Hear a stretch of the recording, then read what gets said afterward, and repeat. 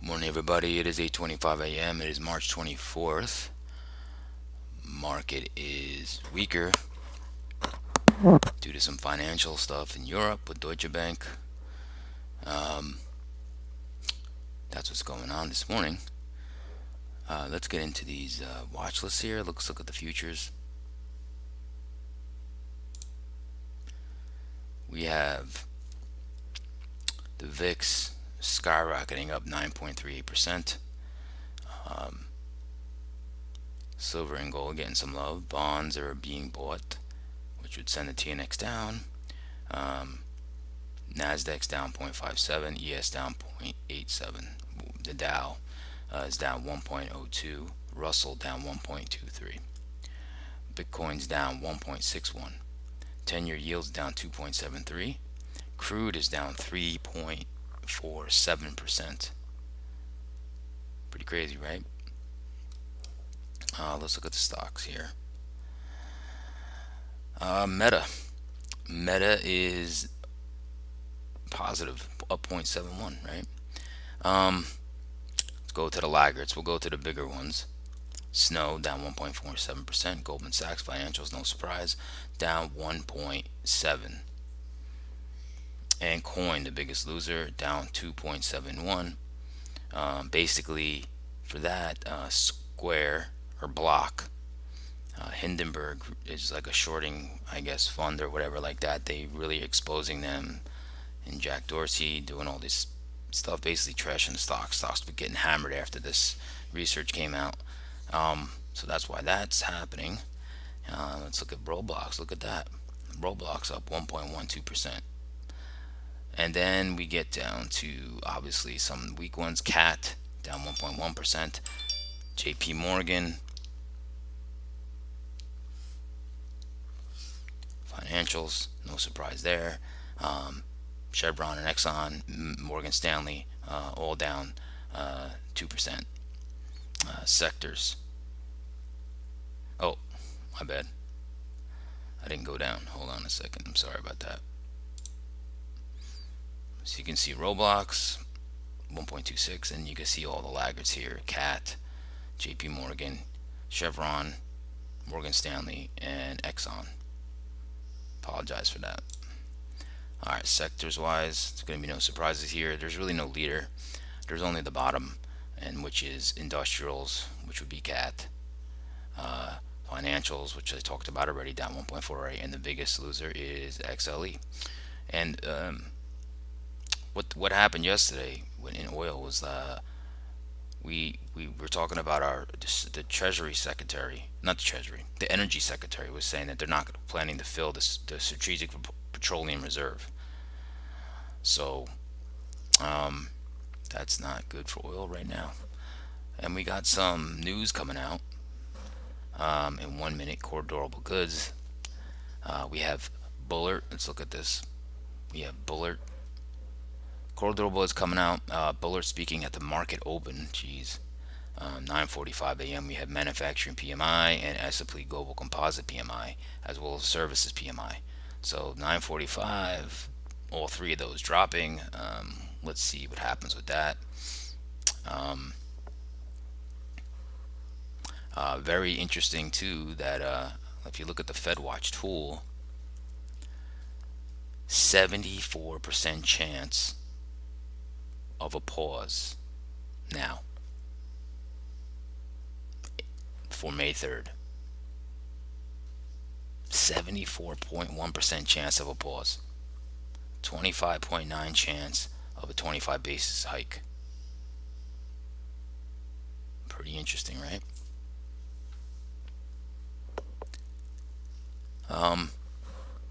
What else did I want to talk about? Just on the news front.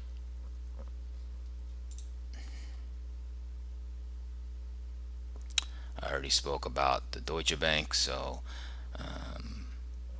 Hindenburg down's another. That's the one, Hindenburg for block. Let's see. Yeah, I already spoke about that stuff. What else was there? Just wanted to see. The only thing yesterday happened is I'll go back to here. Um, is the Janet Yellen was saying that she's not going to cover all depositors, and then she said yesterday, walked that back and said that she would use uh, tools if needed be, if there was some distress. So that's what caused that little bump in the market that pop up yesterday. Um, so anyway, let's get into these daily charts. All right, I put this chart on. I feel like it's easier to see some moving averages. So yesterday, look what our high was right at the 50% Fibonacci. Okay, right at that three, right to the tick, almost at the 399.48 level. Okay, have a nice downtrend working here. Um, couldn't quite make it to the 50-day moving average. Right, we did go under this 100-day moving average, but then closed above it. Right, we could pretty much closed at the 9 daily EMA on the SPY. Currently we're at 389, so we're about like right at this like major 388 level. We're right here. So be interesting. There's a demand zone right now that we're in. Of course, I'll go into that in the futures. But let's look at the Qs. So the Qs, see they hit this 314.56 level, with resistance in the past. So now we have three touches up here that's been rejected, but this is just showing some strength, right? It's at 308 right now, so we're about right like right here, like yesterday's lows about. So you have like almost like a triple bottom here, and we're still above all moving averages. We're not even touching them. So different than SPY, right? Very different. You can see though, like it's up like a double top, triple top almost here now, double top here. But that's like really the level. If you're gonna make a move, you got to break this 314 to go higher. All right, let's go into the Dow. All right, so the Dow went right up into the 20 simple moving average yesterday, found resistance, couldn't quite make it up to the 326 level, and now the Dow is very weak. It is above this 316 support. It's about right 317.62 about, like, so it's right around here right now. So it's gapping down. Right, so I got my eye still on this level here, and you notice that we still could only get up to the 38.2 Fibonacci. Yesterday we couldn't even make it up there. 200-day moving average was resistance as well. Closed down here. So see the Dow's below all moving averages, right? You can just see IWM is the weakest. Okay, so it popped lower. It actually broke this key level yesterday. Closed underneath it. Right now 167, we're actually underneath the low. We're gapping down. So regional banks are getting hit, European banks are getting hit, UBS, Deutsche Bank.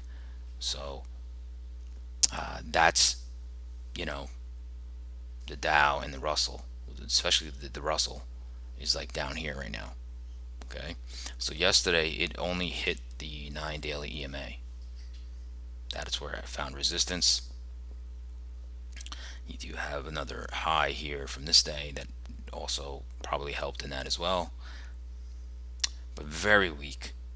Could only manage a 23.6 retracement so far, and hasn't been able to go over this 167 and close over the 176 level. So very weak, very weak. Right, let's get into the triple headed 10-year yield. Whoa. Whoa, whoa, whoa, whoa. Look at these rates. Way down here, 3.3. That's interesting. We just broke this support. Now, generally, when the yields are going down, that's going to be positive for equities. So this is very interesting. This is very interesting. Broke this support and gapping down here. Okay. So people are buying bonds, which are selling, pushing down yields. Okay. Let's look at TLT. Okay. Isn't getting the pop here. Or maybe because I don't have it on extend. Oh yeah, I do. Well, actually, let's see. 107. It's at 107 right now, so it actually is popped. It's up here. You just don't see it. It's actually up here right now. So, all right, let's look at the VIX.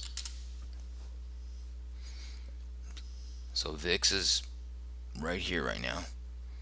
It's rised up 24.53.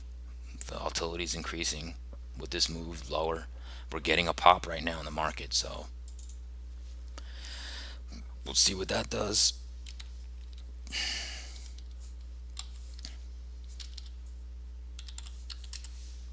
Here's the dollar. So the dollar kind of like made a swing low here, kind of moving up now. Okay, so dollar's at 103, bottomed at a low of 101. So have to see, right? Have to see. We can also check out, go back to my anchor VWAPs here in the SPY. Remember, I added that FOMC high. So that's the white. It's not, you're not really going to see it yet, and for a couple more days. Okay, it'd be kind of closed, or actually opened right on the FOMC anchor VWAP. However, you can see from these lows, this anchor VWAP here has been support. All right, and resistance has been the all-time high anchor VWAP. So still keep in mind, those are very important. Like I said, they're absolute. They're not like a moving average. They're actually based on, buying and volume. So very important. I'll get those off.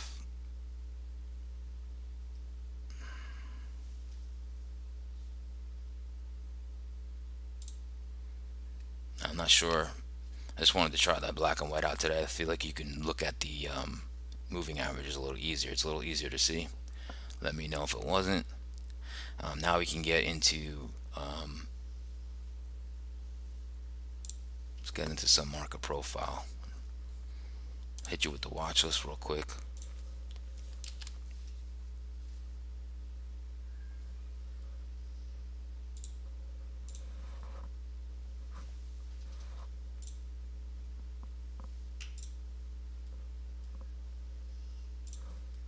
Let's go over there now. Okay, we'll start off with ES. All right, let's look at what we got going. All right, so we have a very balanced profile.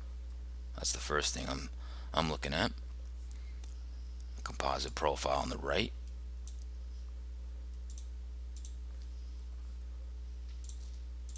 So this profile here got a little bit of a double distribution here. Okay. Price right now is at 39.46 right here. All right, so we have an overnight low. So you got a demand zone here. It wasn't able to basically break it, nipped the bottom of it, but we're bouncing out, right? Notice the volume is concentrated here. Most traded price of the overnight is right here. Okay. Got some single prints right here. All right, so let's look at yesterday. Was a little wild. What was very important yesterday is I did put a short out and posted it into the community. Not sure if anybody's seeing those or not, but I talked about this level, this monster level in the ES yesterday, and the market could not come above it. Now, when that happened, I actually shorted Amazon. That was relatively weak yesterday, and I basically got ticked out, my stop loss, which kind of sucked by like a couple pennies, and then it hit all my targets. So the idea was correct. Obviously, the market fell out of bed, literally got ticked out. That was like a little bit of annoying, but that's trading, right?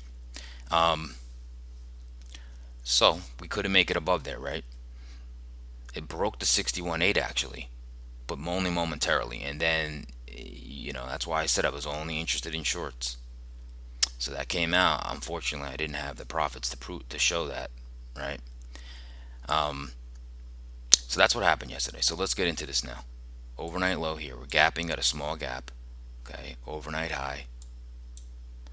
Talked about the concentrated volume down here. So this could set up for a quick push higher off the open, and I'll explain why.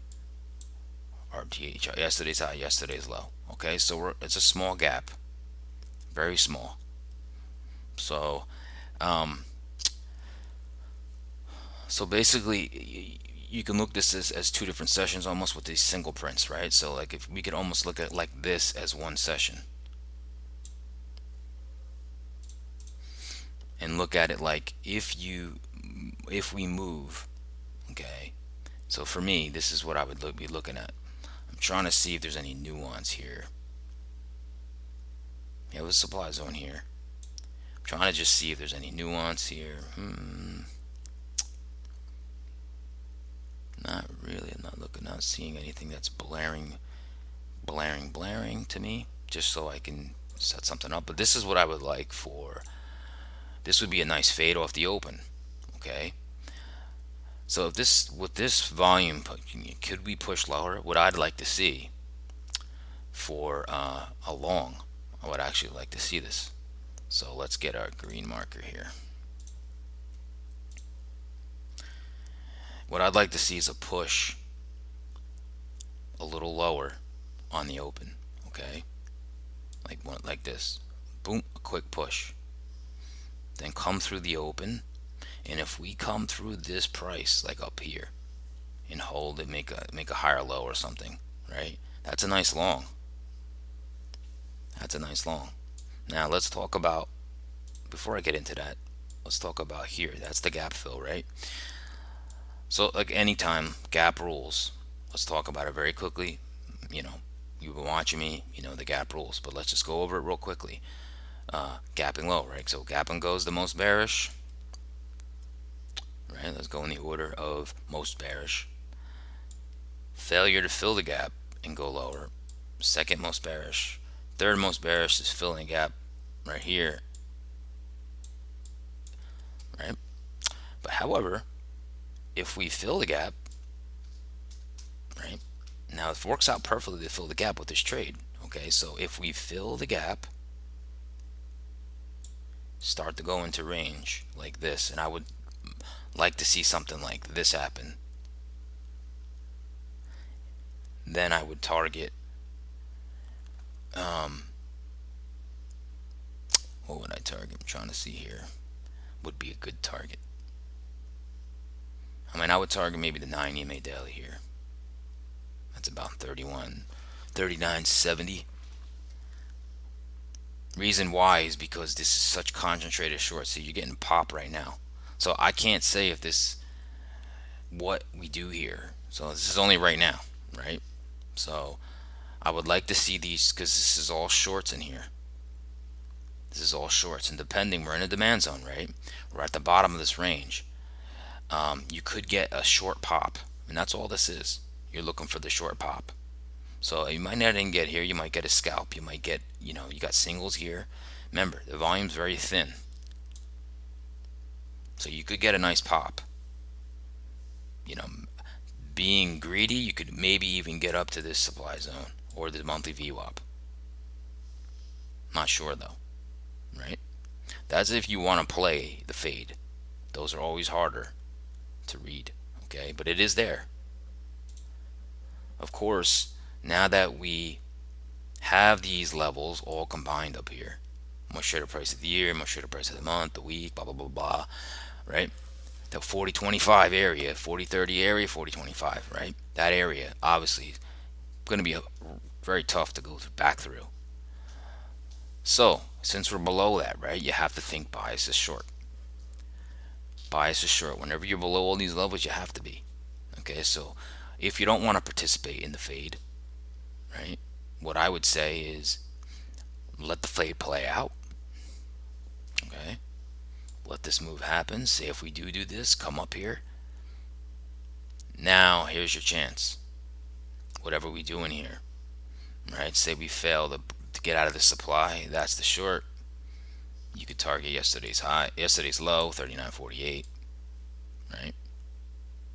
Then go for the overnight low, 39.37. And then if it's really weak, we have single prints right here. So you can knock these singles out and go to this demand zone here.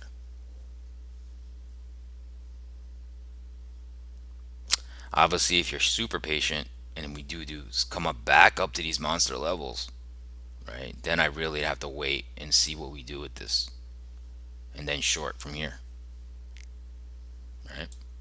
But there's 200-day moving. I mean, there's this 100-day. I mean, this is just like a web of like traffic. So, I'm still gonna look for the shorts. If it sets up that long is beautiful, like off the open. To just squeeze these shorts here, right? And you got single prints, you got little volume, so you can get a push up, which then people will might short into up here. Not sure. That's what I'm seeing, so I have to really, see what's going on here. And of course, usually, normally when I speak to you guys, the Nasdaq and the ES are kind of like in similar structures, but they're not now, right? So you can't look at them like they're not in sync. So let's look at the Nasdaq. Now, Nasdaq's got a nice profile. Very, very bell curvy. That's like a completed auction, right? So that means balance, right? That means there's excess at the top, excess at the bottom, and values right here, which is the most traded price of the week, which is 12880, 128. Okay, 128.80. We're below it. So the way I trade is we're below it. You got to think, I mean, just a nice supply zone here. We're below it, so I'm biased short. So any move into here, I'm going to look to go short if we can't hold value above this level to go higher. So see already, Nasdaq's not even gap. It's not gapping like the ES is. Okay, we are inside yesterday's range, yesterday's high, yesterday's low. We took some single prints yesterday out of this structure here, so you can see there's only a little bit left. Overnight high, overnight low. Here's price, right? So we're in yesterday's range. Okay, we got weak lows here. We haven't went that far yet though, right? With a demand zone there. So those are definitely susceptible to be broken if the market's weak. But Nasdaq needs to get weak. Okay. Right now, let's see. Nasdaq is down 0.53. ES is down 0.85. So still financials is that key with the other indexes, right? Where Nasdaq really doesn't have that. So really simple for me in the Nasdaq, right? It's the tail of this level. Now what's here? You have the most traded price of yesterday, which is always this hot pink box, okay? Right here. We have a supply zone right here. We have the most traded price of the week I just talked about, right? So let's clean that up. Let's just say this is our area, right? This is the area you want to see if you're a bear. Defend it. You don't want to see it above here. So we're talking shorts. I will wait for a pop up here and see what the market does. Do we balance here? Do we pop above it? What do we do, right? So in the case of a short, what you want to see is you want to see it come up in here and either make some, find some, resistance and then start making some lower highs, and then like you get ready to short it, okay, and target the overnight low, yesterday's low, okay. Even if you get one of these, whoop, and it comes right back through, that's a short as well. What you don't want to see is it move, struggle, come above it, start making some lower highs. Then, you know, I might think long. Okay. So as far as the long, I could only be interested in the long is if we come above here, start holding higher lows and making the market starts to firm up. You definitely can target the yesterday's high. All right, and then you can go after the high from the other day. So this is the tipping point for me in the Nasdaq. I don't do anything really, like I don't want to go short just off the open. Like down here there's a demand zone here. you know if supply forms in here and we come down to demand, break it, but then come up, then I might be interested in a short. But this is really what I'm going to be looking at in the Nasdaq.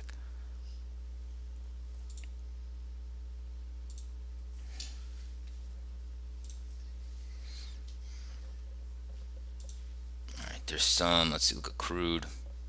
Crude was showing some strength, but then it wasn't. So most traded price of the week in crude is 69.50. That's right here. You can see the volume was getting a bullish imbalance here, but with that news, you know, that changed things. So now we're below here. When you're below there, you got to be biased short now, right? So I'm gonna look for this pop. If we can pop up to here, and I have to see, there might be some supply. There's single prints right here, but there's some supply. I'd like to see it come into this supply to short it, but I'm not sure. Crude's very hard to read as of late, so have to see it, and it correlates right now with the markets again. It's correlating with it. So there was a time that was inverse, now it's correlated again. So whatever the markets are doing, I kind of like, if you have a plan in crude, you want to like kind of do what the markets are doing. Now the final thing I'll talk about is, I'll give you the watch list real quick. Just want to show you a couple trend lines that I was looking at.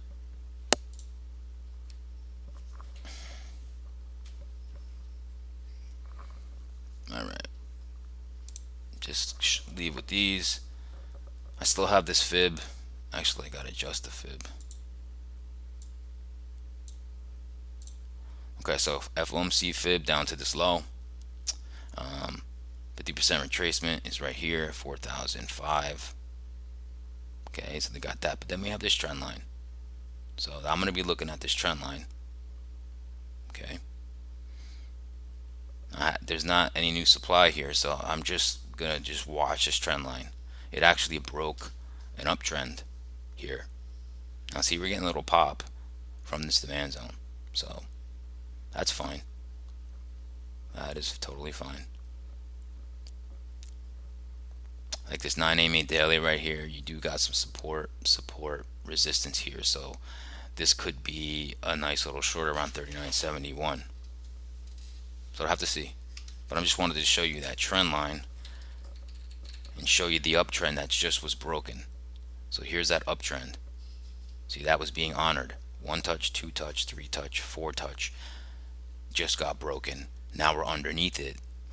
You can hit the backside of it now, which we have. So that was what I wanted to show you guys. It's pretty good trend line that is finally been broken. So that's that. As far as the Qs, the trend line, that was the monster trend line. That this trend line here, that was like bounced off a million times. Well, FOMC broke it, right? And then look what happened yesterday. We hit the backside of it. That was resistance yesterday. So the market hit this backside of that trend line. So now there's a downtrend here. Now the nice trade would be You see the confluence now. I want to show you this. Okay, I already talked about a market profile, but you can see it very clearly here. This is the confluence, right? This box is the most traded price of the week. Okay, you have the 50% Fibonacci right here. You have this trend line, and we have supply zone. So that's why I'm looking at a short here. Because if you come up here and you make another lower high, right? 50% Fibonacci, most traded price of the week, supply zone, trend line, I mean, that could be the next move lower. So that's why the NASDAQ is the nice setup for the short. Now remember, I said if we can get above here and hold, then that negates a short, and then you can go long and target the highs here. Okay? Hope that makes sense to everybody. That's why I wanted to point out. That's a lot of confluence there. Okay? Also, if you look at it this way too, I don't talk about patterns a lot, but like it would be set up a head and shoulders.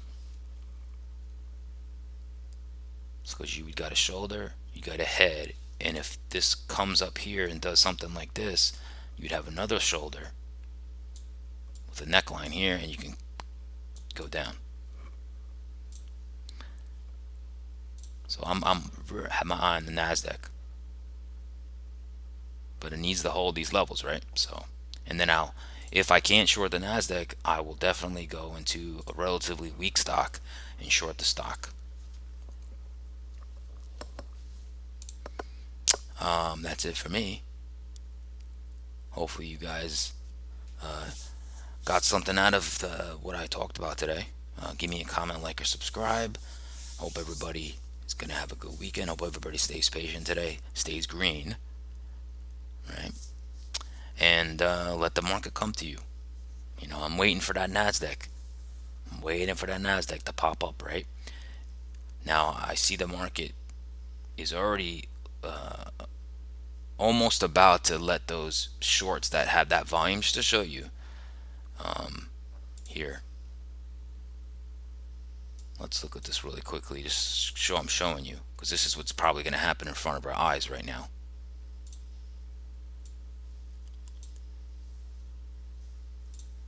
So remember this volume I talked about here? That was all shorts. Look, the single prints are going to go away now. Here's the fade. So it's happening without us. So all shorts were in here. Now we should see a pop. We should see a pop up to here. If it gets defended, it gets defended, but I believe you should see a pop. Here, it started to clean the singles up now. Remember, the volume's thin here. So if there's momentum here, these shorts just got squeezed. It should move up. So that was part of the plan. That was why that was the plan. All of the volume is concentrated down here. That's what the beauty of the volume profile. And now these shorts have to cover if this keeps going up with the thin volume. So anyway, just thought I'd point that out. Again, have a good weekend. I will do some type of update today, be it a short or a market update if there's something to note. If not, I'll see everybody on Monday.